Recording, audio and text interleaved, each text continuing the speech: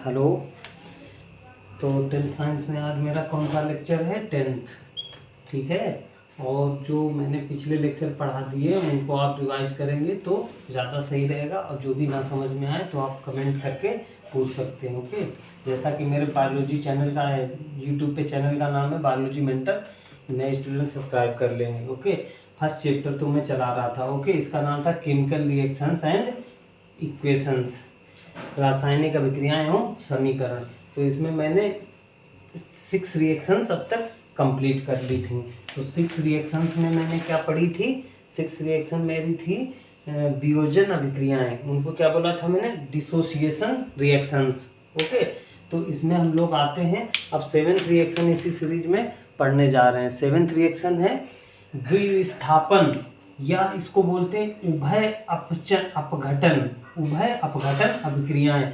इसको बोलते हैं डबल डिस्प्लेसमेंट और double decomposition reactions. Double displacement होगा इसमें यौगिकों। चलिए देखते हैं। इसमें बोलते हैं जिन अभिक्रियाओं में यौगिकों के आयनों, यौगिक के आयनों अथवा अन्य घटकों, ठीक है, की अदला बदली, अदला बदली का मतलब होता है विनिमय, एक्सचेंज होगा, होती है, उभय अपघटन कहलाती हैं, डबल डिकम्पोजिशन कहलाती हैं। अब बता रहे हैं, जैसे कि इसमें देखते हैं यहाँ AgNO3 सोडियम इसको बोलते हैं silver nitrate plus NaCl sodium chloride. इसका जब द्विस्थापन कराते हैं तो कैसे होता देखिए, यहाँ पे क्या होता, Cl और Ag अलग हो जाते तो सिल्वर क्लोराइड बन जाता है। उसके बाद क्या बना, NaNO3 और यहाँ क्या बचा, Na, तो क्या बन जाता, NaNO3 सोडियम नाइट्रेट। इसको क्या बोलते हैं? Sodium nitrate. तो इसमें हमने किसकी रिएक्शंस कराई है? मेनली सिल्वर नाइट्रेट को जब सोडियम क्लोराइड से रिएक्शंस कराते हैं तो क्या मुझे प्रोडक्ट मिलता है? सिल्वर क्लोराइड और sodium nitrate, not ite, ate बनता है, नाइट्रेट। ठीक है। दूसरी रिएक्शन लेते हैं एसिटिक एसिड। ठीक है। एसिटिक एसिड के साथ में अब कराते हैं सोडियम हाइड्रोक्साइड। तो हमारे पास क्या बनता है, ये एसीटेट आयन अलग हो जाता है और यहां से क्या अलग होता है, Na। तो ये क्या बन जाता है, सोडियम एसीटेट प्लस वाटर अलग हो जाता है। तो हमारे पास sodium acetate plus water product में मिल जाता है। थर्ड रिएक्शंस देख लेते हैं। थर्ड क्या, इसको हम ऐसा करते हैं हिंदी में समझ लेने की कोशिश करते हैं। ठीक है। डबल डिकम्पोजिशन में आती है हमारे पास 7th। ठीक है। तो इसमें कह रहे हैं सबसे पहले सोडियम, ये हो गई। तो दूसरे शब्दों में अगर हम इसकी डिफिनीशन कहें, ये हो गए 2 एग्जाम्पल। दूसरे एग्जाम्पल के बाद में थोड़ी लैंग्वेज दे रहे हैं। इसमें कह रहे हैं जब इस अभिक्रिया में उत्पाद बेरियम सल्फेट, नहीं दूसरे द्विस्थापन, इनको दूसरे शब्दों में अगर अदर लैंग्वेज में कहें, द्विस्थापन अभिक्रिया में 2 तत्वों के अलग अलग परमाणु, ठीक है, अलग अलग परमाणु या परमाणुओं के समूहों, दैट इज आयनों का पारस्परिक आदान प्रदान होता है। ठीक है। अब आती थर्ड रिएक्शंस। जब सोडियम सल्फेट, ये बोल रहे हैं सोडियम सल्फेट एक्वस और बेरियम क्लोराइड, ठीक है, किसको, बेरियम क्लोराइड के जलीय सॉल्यूशन, जलीय विलयनों को मिलाया जाता है तो द्विस्थापन अभिक्रिया होती है। आगे कह रहे हैं जिसके परिणाम स्वरूप बेरियम सल्फेट तथा सोडियम क्लोराइड बनता है। जब मैंने sodium sulphate plus barium chloride की एक्वस सॉल्यूशन से हम रिएक्शंस कराते हैं तो हमारे पास क्या बनता है प्रोडक्ट में, बेरियम सल्फेट और सोडियम क्लोराइड एक्वस। ठीक है। ये हमारे पास प्रोडक्ट में बनता है। अब कह रहे हैं प्रोडक्ट बन गए, इस अभिक्रिया में प्राप्त उत्पाद बेरियम सल्फेट, जो हमारे पास इस अभिक्रिया में हमें उत्पाद दैट इज प्रोडक्ट मिला है बेरियम सल्फेट, ये किस कलर का होता है, ये व्हाइट कलर का होता है। ठीक है। व्हाइट कलर का श्वेत रंग का पदार्थ है जो जल में अविलेय है, मतलब ये सॉलिड बन चुका है, और अगर इसको पुनः जल में डालेंगे तो अगर वाटर में इसको डालेंगे तो क्या है, सॉल्युबल नहीं है, दैट इज इनसॉल्युबल, ये जल में अविलेय है। ठीक है, जैसे भी मैंने एक रिएक्शंस पढ़ेंगे, केमिकल बॉन्डिंग का टॉपिक है, तो उसमें ये जितने बेरियम के सल्फेट ये होते हैं ये इनसॉल्युबल होते हैं इन वाटर में, ये वाटर में सॉल्युबल नहीं होते हैं। ठीक है, ये पॉइंट इंपॉर्टेंट है, ये रिएक्शंस। ठीक है, देख लेते हैं। फिर कह रहे हैं इस प्रकार जल में अविलेय पदार्थ अवक्षेप कहलाते हैं। जैसे मैं पहले ही रिएक्शन से करवा चुका हूं, जो वाटर में जो भी बनते हैं प्रोडक्ट, अगर वो जल में मतलब वाटर में सॉल्युबल नहीं होते हैं तो उनको क्या बोलते हैं, प्रेसिपिटेट, पीपीटी, क्या बोलते हैं, पीपीटी, प्रेसिपिटेट बन जाते हैं, वाटर में सॉल्युबल नहीं होते हैं। ठीक है, इतना हो गया। अवक्षेपण प्रेसिपिटाइजेशन कहलाती है, और यह प्रक्रिया प्रेसिपिटाइजेशन कहलाती है। तो मैंने क्या कवर कर दिया है, एक मैंने द्विस्थापन या उभय अपघटन अभिक्रियाएं, इसको बोलते हैं डबल डिस्प्लेसमेंट और डबल डिकम्पोजिशन रिएक्शंस, मैंने कवर करा दिए। आप इसको देख लेंगे, इसके एग्जांपल्स 1 बाय 1 लर्न कर लेंगे। ठीक है, और इसमें जो थर्ड एग्जांपल है ये बहुत इंपॉर्टेंट है, क्योंकि यहाँ पे प्रेसिपिटेट बन रहा है और सभी सल्फेट सॉल्युबल होते हैं वाटर में, बट ये जो बेरियम सल्फेट का होता है सल्फेट, ये इनसॉल्युबल होता है वाटर में। तो जो इनसॉल्युबल होते हैं वाटर में उसको हम प्रेसिपिटेट बोलते हैं, अवक्षेप। ठीक है, तो इस वजह से ये वाली रिएक्शंस हमारी ज्यादा इंपॉर्टेंट हो जाती है। तो डबल डिस्प्लेसमेंट में या डबल डिकम्पोजिशन में रिएक्शंस 1 या 2 एग्जांपल आपको लर्न ही करने हैं। ठीक है, अब हम देखते हैं नेक्स्ट देखते हैं 8th नंबर की। ये हमारे पास है ऊष्माक्षेपी तथा ऊष्माशोषी रासायनिक अभिक्रियाएं। ये बहुत अच्छी भी है और पढ़ने में इंटरेस्टिंग भी है और लर्न भी आसानी से हो जाती हैं। बस इसके टर्म से मैं आप लोगों को लर्न करा दूंगा। ऊष्माक्षेपी तथा ऊष्माशोषी रासायनिक अभिक्रिया, इसको ऊष्माक्षेपी को बोलते हैं एक्सोथर्मिक रिएक्शंस हैं, एंड ऊष्माशोषी को बोलते हैं एंडोथर्मिक रिएक्शंस। ठीक है, इसमें क्या होता है, जब हम रिएक्शंस कराते हैं, ठीक है, तो इसमें रिएक्शन के बाद प्रोडक्ट साइड में, दैट इज जिधर साइड में उत्पाद बनता है उधर ऊष्मा निर्मुक्त होती है, दैट इज निकलती है। कोई भी रिएक्शन हम कराएं, रिएक्टेंट साइड से जो भी हम प्रोडक्ट रिएक्टेंट को कंबाइंड करके रिएक्शन हो और प्रोडक्ट साइड में हमारे पास एनर्जी रिलीज हो, दैट इज कौन सी रिएक्शंस होती हैं, ऊष्माक्षेपी रिएक्शंस उनको बोलते हैं, या एक्सोथर्मिक रिएक्शंस। अब डेफिनेशन देख लेते हैं। ऐसी अभिक्रिया जिसमें ऊष्मा निर्मुक्त होती है, निर्मुक्त मतलब रिलीज होती है, मतलब निकलती है, उनको क्या कहते हैं, ऊष्माक्षेपी अभिक्रियाएं कहलाते हैं, यानी एक्सोथर्मिक रिएक्शंस। ये तो डेफिनेशन एक लाइन की हो गई। आते हैं एग्जांपल्स पे। तो हमने सबसे पहला एग्जांपल्स इसमें उठाया है हाइड्रोजन तथा ऑक्सीजन। हाइड्रोजन तथा ऑक्सीजन गैसों की अभिक्रिया से जल बनने की क्रिया में ऊष्मा उत्सर्जित होती है। मतलब जब हमने हाइड्रोजन यहाँ लिया और ऑक्सीजन ले ली, अब इनको कंबाइन करके हम क्या बनाना चाहते हैं, जल, मतलब वाटर का फॉर्मेशन करना चाहते हैं। तो कितनी ऊर्जा निकलेगी, मतलब कितनी एनर्जी रिलीज होगी, दैट इज 136.8 किलो कैलोरी। ठीक है, 136.8 किलो कैलोरी ऊर्जा मतलब एनर्जी रिलीज होती है, किसके फॉर्मेशन में, वाटर के फॉर्मेशन में। ठीक है, तो एक तो ये हो गया। अब इसको हिंदी में बता रहे कितनी ऊर्जा निर्मुक्त होती है, ये बता रहे हैं हमारे पास 136.8 किलो कैलोरी। तो देख लेते हैं, हमने वाटर के कितने अणु लिए, अब दे रहे 4 ग्राम हाइड्रोजन, 2 और 2 4 ग्राम हाइड्रोजन ली, और ऑक्सीजन का कितना मॉलिक्यूलर वेट होता है, 32 ग्राम। तो कितना ले लिया हमने, 32 ग्राम क्या ले ली, ऑक्सीजन।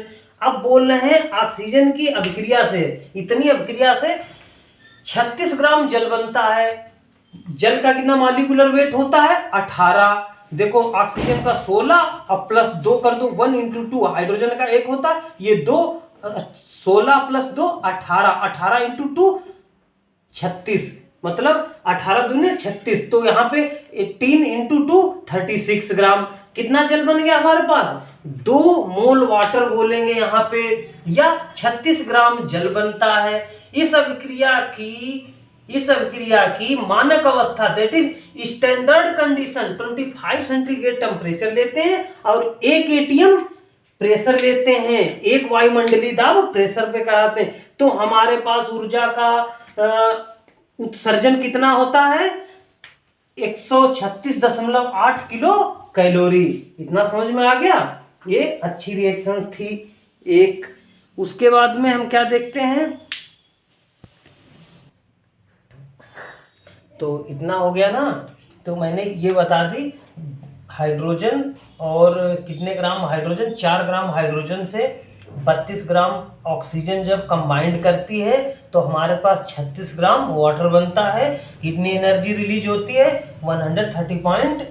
136.8 kilo calorie. ओके, अब आते हैं सेकंड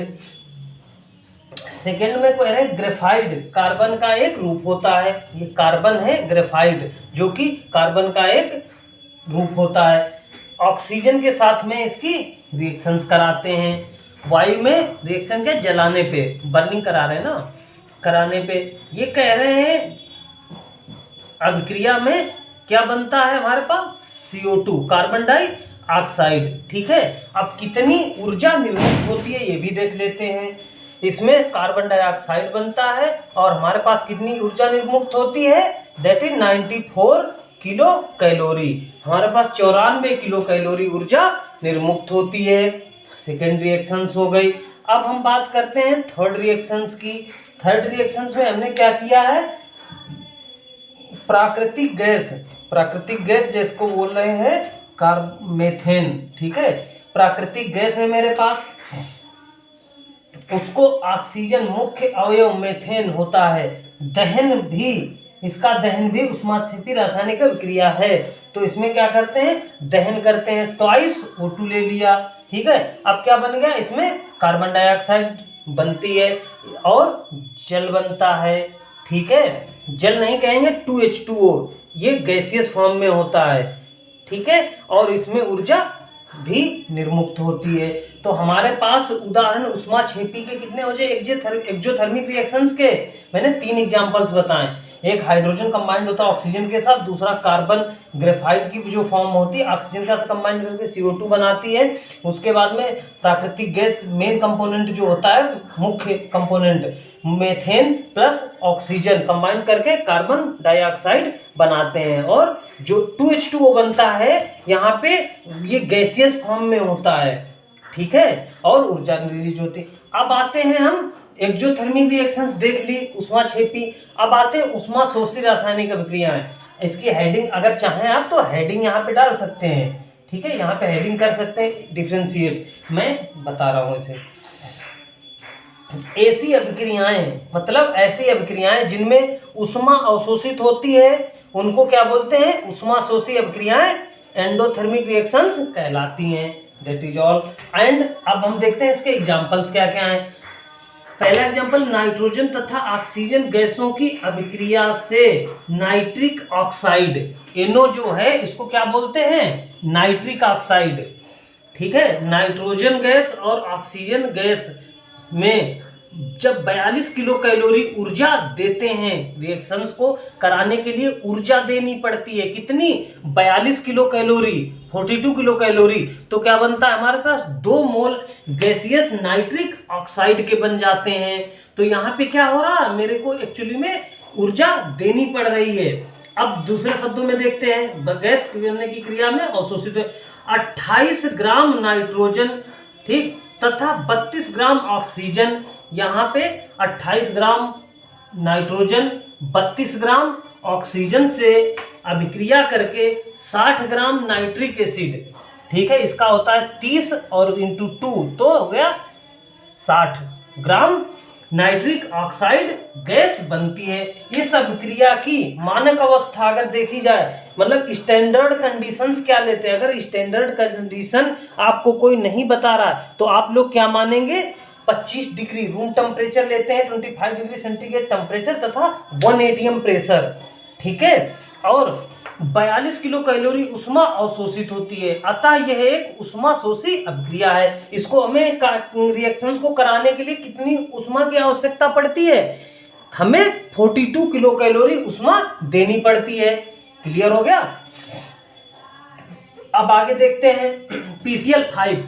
PCl5 एक, ठीक है, गैसियस प्लस इसको उष्मा देके PCl3 gaseous plus Cl2 gas में कवर करते हैं, कन्वर्ट कर। PCl5 उष्मा दे दी, ये ब्रेक हो गया किसमें, PCl3 gas plus Cl2 gas में।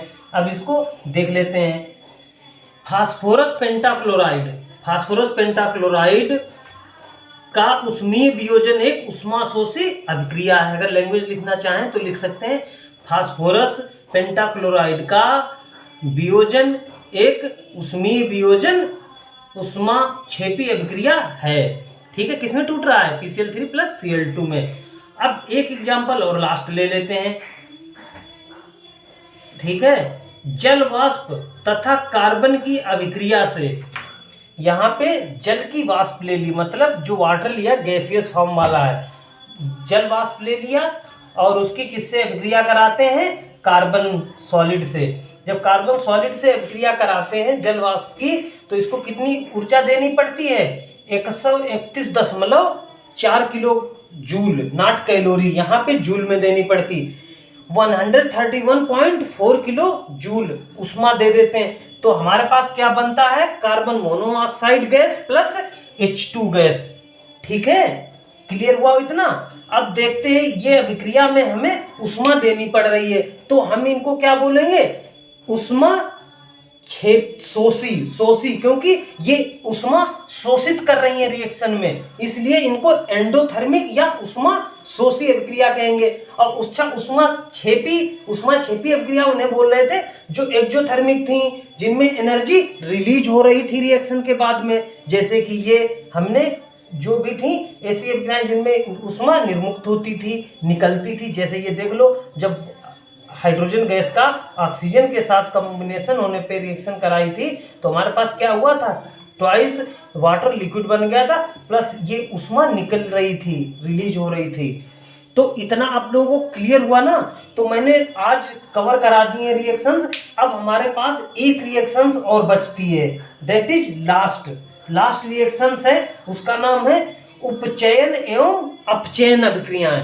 तो ये मैं अब नेक्स्ट वीडियो में देखूंगा, ठीक है, इसको हम लोग नेक्स्ट वीडियो में देखेंगे। और उसके बाद में हमारे पास कुछ छोटी छोटी डिफिनेशंस हैं, जैसे उपचायक क्या होते हैं, ऑक्सीडाइजिंग एजेंट क्या होते हैं, अपचायक क्या होते हैं, रिड्यूसिंग एजेंट क्या होते हैं। अच्छे यहाँ से क्वेश्चन बनते हैं, बहुत सिंपल है। फिर दैनिक जीवन में अब उपचयन के अभिक्रियाओं के क्या प्रभाव हैं, ठीक है, संक्षारण क्या होता है, दैट इज कोरोजन क्या होता है, उसके बारे में आप लोगों को बता दूंगा। लोहे पे जंग कैसे लगती हैं, संक्षारण से हानियां क्या होती हैं, ठीक है, कैसे इसको बचाव किया जा सकता है। ओके, तो और एक आती विकृत गंधिता, इसको बोलते हैं रेंसिडिटी। ये वाला टॉपिक देखने के बाद में हमारी NCERT जो 10th का मैं साइंस सब्जेक्ट स्टार्ट किया था, ठीक है, केमिस्ट्री मेनली थी इसमें फर्स्ट चैप्टर, तो केमिकल रिएक्शंस एंड इक्वेशंस, रासायनिक अभिक्रियाएं एवं समीकरण, तो मेरा पूरा चैप्टर हो जाएगा कंप्लीट।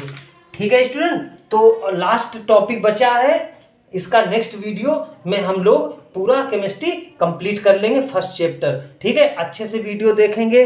और हाँ, चैनल को जो भी नए स्टूडेंट देख रहे हैं वो सब्सक्राइब कर लें और इसको शेयर कर दें, जितना हो सके, जितना ज़्यादा फ्रेंड के पास शेयर करेंगे उतना अच्छा रहेगा।